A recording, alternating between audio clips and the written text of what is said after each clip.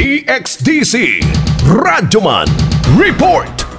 Gitabangan sa 10th Infantry Aguila Division Philippine Army ang 30 ka mga lumad nga makaeskwela sa kolehiyo o sa sekundarya. Sa suwat pamahayag nga gipadala ni 10th ID spokesperson Army Major Mark Anthony Tito, nasuta nga anaa sa 12 ka IP College o 18 ka IP High School ang gisuportahan karon sa division aron makatunga diin ang naasoy nga mga batanong IP sakop kini sa Ata Manobo Tribe sa lungsod sa Talaingod, Davao del Norte. Ang suporta gipaagi sa pagtukod sa bagoy lamang nga giinagurahan nga tatag IP Students Tourism Center nga naimutang sa purok sa isa Santo Niño, Talaingod, Davao del Norte.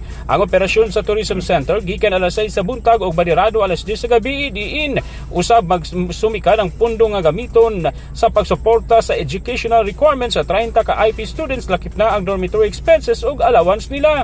Nasutang ang 56 Infantry Batatag Battalion Philippine Army ubos sa 10th ID inayudahan sa 7th Air Reserve Center sa Philippine Air Force mao'y nagpasiugda sa maong proyekto. Gibutyag sa usa sa mga benepisyaryo nga si Misiyang Dugiyon nga wagayud ni usa sa ilang komunidad nakatungha sa edukasyon kung nakamanong edukasyon gani nag-inusara pa kini nakatungtong sa kolehiyo karon. Sa pikasbahin misahan si 10th ID Commander Major General Jose Heril Niembra og padayon nga pagsuporta sa foundation ug sa mga IP students aron makaabot nila sa imadugay ang ilang mga damgo ug maayong kaugmaon.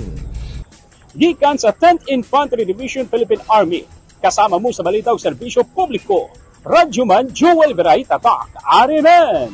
Tatak RMN.